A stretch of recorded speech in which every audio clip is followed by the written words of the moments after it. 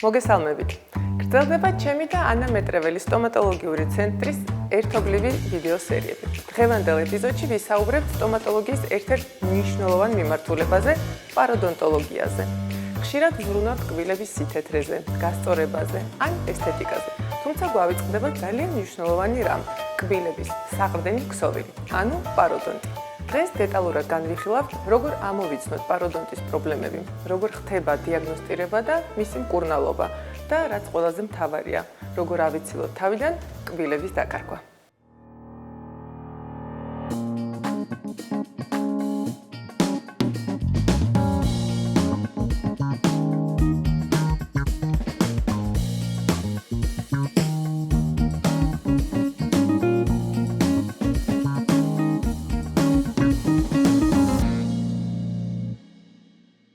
მოგესალმებით ლეკა.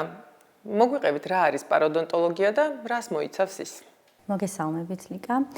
პაროდონტოლოგია ეს არის სტომატოლოგიის დარგი, რომელიც შეისწავლის კბილის ირგვლივ არსებულ ქსოვილებს, მათ აგებულებას და ფუნქციებს. ეს ქსოვილებია გრძილი, ალვეოლური ძვალი და ასე შემდეგ. ეს ქსოვილები ერთიანდებიან ერთ კომპლექსად და მას პაროდონტის ქსოვილები ეწოდება. პაროდონტის ქსოვილებს საკმაოდ საპასუხისმგებლო ფუნქცია აქვთ, ისინი უზრუნველყოფენ კბილის მყარ ფიქსაციას გრძილში. ასევე ისინი ზრუნავენ ღეჭვის დატვირთვის გადანაწილებაზე, ბაქტერიებისგან დაცვაზე, ქსოვილების კვებაზე და რეგენერაციაზე. პაროდონტოლოგია ებრძვის ორ ძირითად დაავადებას, გინგივიტს, ეს არის გრძილის ანთება და უფრო რთული ფორმის დაავადებას პაროდონტიც, რომლის არსებობის დროსაც შეიძლება კბილები დავკარგოთ კიდეც. ანუ გამოდის, რომ გრძილების ჯანმრთელობა კბილების შესანარჩუნებლად ყველაზე მნიშვნელოვანია. დიახ, გრძილის ჯანმრთელობას გადამწყვეტი მნიშვნელობა აქვს კბილის შენარჩუნებისთვის, რადგან გრძილის და პაროდონტის ქსოვილების ანთების შემთხვევაში, ანუ პაროდონტიტის შემთხვევაში, ეს არის პირველი მიზეზი, რის გამოც შეიძლება ზრდასრულ ასაკში ჩვენ დავკარგოთ კბილები. იმაზე ხშირი მიზეზი, ვიდრე კარიესი. ანუ გამოდის, რომ შეიძლება კბილი ჯანმრთელი იყოს, თუმცა გრძილების გამო მაინც მოხდეს მისი დაკარგვა.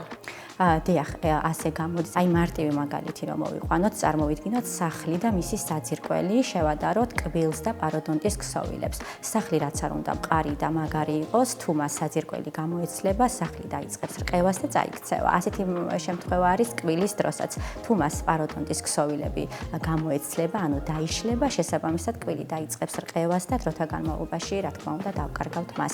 ამიტომ ძალიან დიდი მნიშვნელობა აქვს ამ ქსოვილების ჯანმრთელობას. ხშირად ვსმენია ფრაზა გრძილებიდან სისხლდენა მაქვს, თუმცა არა უშავს. რა უნდა ვქნათ ამ შემთხვევაში, როგორ უნდა მოვიმოქმედოთ და ვის უნდა მივმართოთ? გრძილებიდან სისხლდენა არის გინგივიტის, ანუ გრძილის ანთების პირველი ნიშანი. ეს არ არის საგანგაშო მდგომარეობა, თუმცა არის პირველი სიგნალი, რითაც ჩვენ უნდა მივხვდეთ, რომ მივიდეთ სპეციალისტთან, ჩავიტაროთ პროფესიული წმენდა, მივიღოთ დანიშნულება და თუ ყველაფერს სწორად მივყვებით, ძალიან მალე დადგება გამოჯანმრთელება.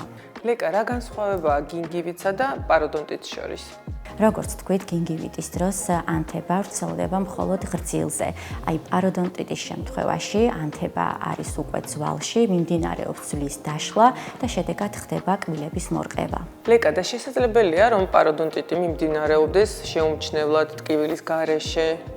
დიახ, ძირითადად პაროდონტიტი ფარულად მიმდინარეობს, თუმცა შესაძლოა იყოს გრძილის ანთებისთვის დამახასიათებელი ნიშნები, როგორიც არის უსიამოვნო სუნი პირის ხრუდან, გრძილების შეშუპება და სისხლდენა.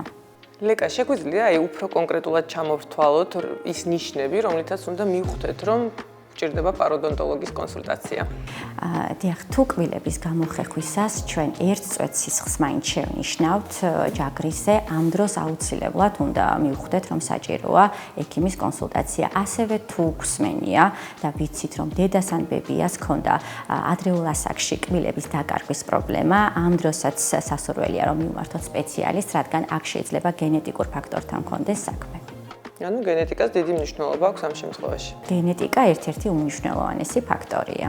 ახლა ცოტა დაგვამშვიდეთ, ინკურდება თუ არა პაროდონტიტი. დიახ, პაროდონტიტი ისევე როგორც დიაბეტი და ჰიპერტენზია არის ქრონიკული დაავადება, ის არ ქრება, თუმცა სწორი დიაგნოსტიკით და სწორად წარმართული მკურნალობის შედეგად შეგვიძლია მივახციოთ რემისიას, ანუ ვმართოთ პროცესი. პაროდონტიტი არ არის მხოლოდ პირისყრის პრობლემა, ეს არის ღია ჭრილობა პირისყრუში, საიდანაც ბაქტერიები გვხვდება ორგანიზმში.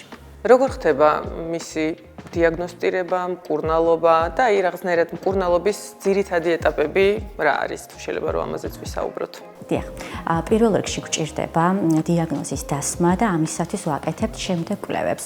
ერთი ეს არის კომპიუტერული ტომოგრაფია, სადაც ხდება ძვლის მდგომარეობის განსაზღვრა, შემდეგ ხდება პაროდონტოლოგიური რუკის შევსება, სადაც ჩვენ ვაფასებთ პაროდონტის ქსოვილებს და ფოტოგრაფირება.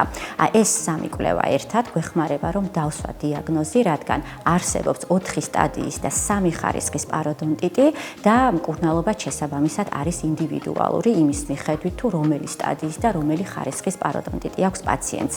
ძირითადი მკურნალობა არის ბაქტერიული ნადების მოცილება პროფესიული წმენდის მეშვეობით. ლეკა, როგორ უნდა მოვუაროთ ღრძილებს სწორად სახლის პირობებში და არის თუ არა რამე ისეთი ერთი ან ორი შეცდომა, რასაც ყველაზე ხშირად უშვებთ ადამიანები? დიახ, სწორად ჰიგიენის ჩატარებაში ჩვენ ერთ ყველაზე მნიშვნელოვან შეცდომას, რასაც ვუშვებთ, ეს არის ის, რომ არ ვიყენებთ კბილთა შორის საწმედ საშუალებებს, როგორიც არის კბილთა შორისი ჯაგრისები, კბილის ძაფი ან ირიგატორი, ან ამათი კომბინაცია, ან ერთ-ერთი მაინც, რადგან ყველაზე მეტი ნადები ჩნდება კბილთა შორის სივრცეებში, ჩვენ შეიძლება ბევრმა არ იცის, რომ კბილსა და ღრძილს შორის არსებობს თავისუფალი სივრცე, სადაც ბევრად მეტი ნადების დაგროვება ხდება, ვიდრე კბილის ზედაპირზე. ჩვენ ყოველდღიურად რომ ვიხეხავთ სტანდარტული ჯაგრისით, ეს არის მხოლოდ კბილის ზედაპირზე რომ მოვიცილოთ ნადები, თუმცა კბილთა შორის სივრცეში ფაქტიურად არ ხდება ეს ჯაგრუნები. ამიტომ ამისთვის არის აუცილებელი ამ კბილთა შორისი საწმენდის საშუალებების გამოყენება, რადგან სწორედ ეს ნადები, რაც კბილთა შორის სივრცეში გროვდება, იწვევს შემდგომში გინგივიც, ანუ ღრძილების ანთებას და შემდეგ უფრო რთულ ფორმას პაროდონტიტს. ანუ მთავარი არის, რომ ეს კბილთა შორისი წმენდა გავაკეთოთ სრულფასოვნად, რომ არ მოხდეს ბაქტერიული ნადების დაგროვება ამ ადგილებში. რადგანაც კონკრეტულად თვითონ ბაქტერია არის ის გამომწვევი მიზეზი, რაც შეიძლება შემდეგ გართულება მოყვა ეს. და ბაქტერიული ნადები იწვევს ჯერ გინგივიც, ანუ ღრძილების ანთებას და შემდეგ უკვე უფრო რთულ დაავადებას პაროდონტიტს. გასაგები, ანუ სწორი ჰიგიენა. სწორად შერჩეული ჰიგიენური საშუალებები. ლეკა, მოდით კიდევ ერთხელ შევაჯამოთ და უფრო მოკლედ ვუთხრათ ჩვენს მაყურებელს, რა ეტაპები არის აუცილებლად დასაცველი იმისთვის, რომ თავიდან ავიცილოთ ასეთი სერიოზული დაავადება. დიახ, იმისათვის, რომ ავიცილოთ ეს რთული დაავადება თავიდან, ამისთვის საჭიროა 6 თვეში ერთხელ მივიდეთ სტომატოლოგთან ჩეკაპზე, სადაც მოხდება პროფესიული წმენდის ჩატარება, პაროდონტული ქსოვილების შეფასება და საჭიროების შემთხვევაში მკურნალობა. ეს შემდგომში თავიდან აგვაცილებს სხვადასხვა გართულებებს და რა თქმა უნდა, ეს უნდა მოხდეს სახლის პირობებში სრულფასოვან და სწორ ჰიგიენის დაცვასთან ერთად. ძალიან საინტერესო იყო, დიდი მადლობა, ვიქნებით თან კონტროლის ქვეშ და როგორც ხვდები, ძალიან მნიშვნელოვანია ეს რამდენიმე ეტაპიანი წმენდა და არა მხოლოდ უბრალოდ ჯაგრისის გამოყენება. დიდი მადლობა. მადლობა. როგორც დღეს გავიგეთ, ღრძილების ჯამშრალობა მხოლოდ ესთეტიკა არ არის.